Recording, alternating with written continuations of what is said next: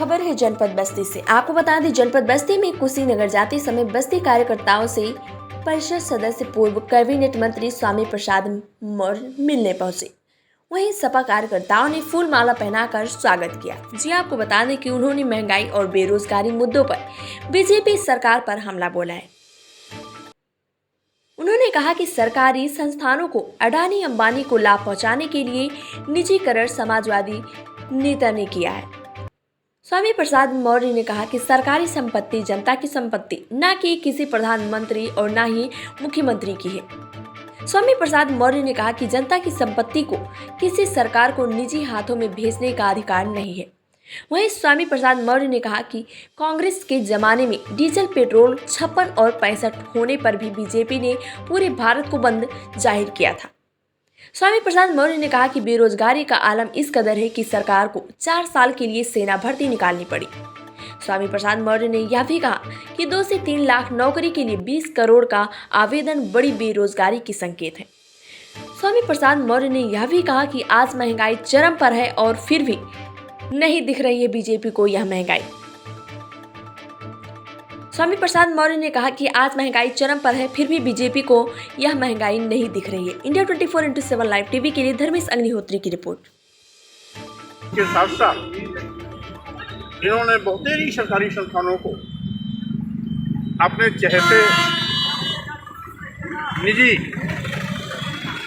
अदानी और अंबानी के हाथों में कौड़ियों के भाव बेचना शुरू कर दिया है। सरकार की संपत्ति का मतलब है देश की जनता की संपत्ति, और देश की जनता की संपत्ति को, सरकार की संपत्ति को किसी भी प्रधानमंत्री, किसी मुख्यमंत्री को निजी हाथों में बेचने का कोई अधिकार नहीं है। इसके साथ ही आज गैस की कीमत 1000 रुपये क्रॉस कर गया, पेट्रोल का कीमत और डीजल का कीमत 100 के पास पहुंच गया। यही भारतीय जनता पार्टी है। कांग्रेस के ज़माने में जब 56 रुपये लीटर डीजल था और 65 रुपये लीटर पेट्रोल था, यही भारतीय जनता पार्टी ने पूरे देश में बंद का आह्वान करके अपना गुस्सा जाहिर किया था। लेकिन वही भारतीय जनता पार्टी जब आज सरकार में तो डीजल पेट्रोल 100 के पास पहुंच गए, इनकी आंख नहीं खुल रही है। गैस सिलेंडर 1000 पार कर गया, इनको इसकी चिंता नहीं है। और यहाँ तक कि अब तो दूध, दही, घी, मक्खन पर भी जो आम लोगों की रोजी रोटी का प्रतिदिन का हिस्सा है, उस पर भी इन्होंने महंगाई के घेरे में ला दिया।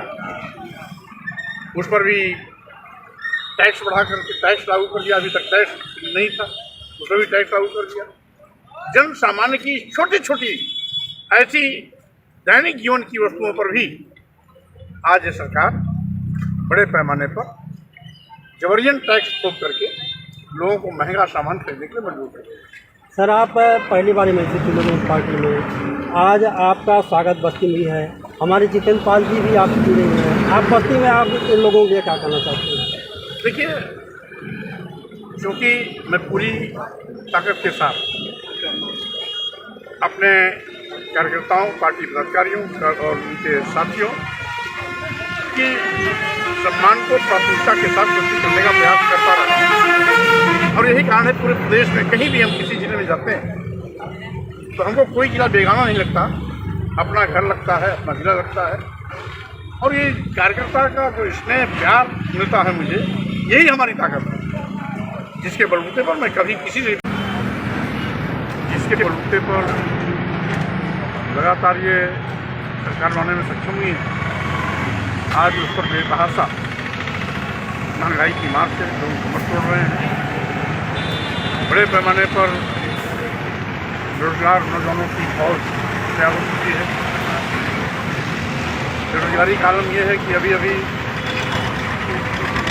इन्होंने सेना में भर्ती चलाई, वो भी 4 साल के लिए अग्निवीर के नाम पर, जिसमें 20 करोड़ अभ्यर्थी थे 20 करोड़ अभ्यर्थी का मतलब है बेरोजगारी आसमान पर, और मात्र 2-3 लाख लोगों की भर्ती होनी है। 20 करोड़ आवेदक हैं, तो ये बेरोजगारी को जाहिर करती है किस तरीके से आज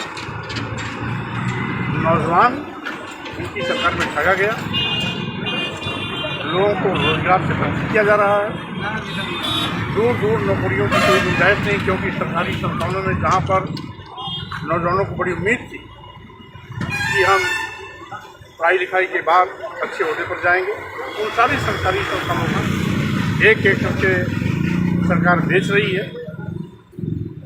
एयरपोर्ट, रेलवे, बंदरगाह, LIC, कई बैंकों के साथ साथ इन्होंने बहुतेरी सरकारी संस्थानों को अपने चहेते निजी अदानी और अंबानी के हाथों में कौड़ियों के भाव बेचना शुरू कर दिया है। सरकार की संपत्ति का मतलब है देश की जनता की संपत्ति, और देश की जनता की संपत्ति को, सरकार की संपत्ति को किसी भी प्रधानमंत्री, किसी मुख्यमंत्री को निजी हाथों में बेचने का कोई अधिकार नहीं है। इसके साथ ही आज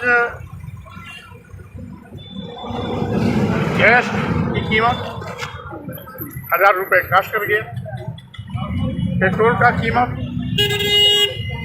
और डीजल का कीमत 100 के पास पहुंच गया। यही भारतीय जनता पार्टी है। कांग्रेस के ज़माने में जब 56 रुपये लीटर डीजल था और 65 रुपये लीटर पेट्रोल था, यही भारतीय जनता पार्टी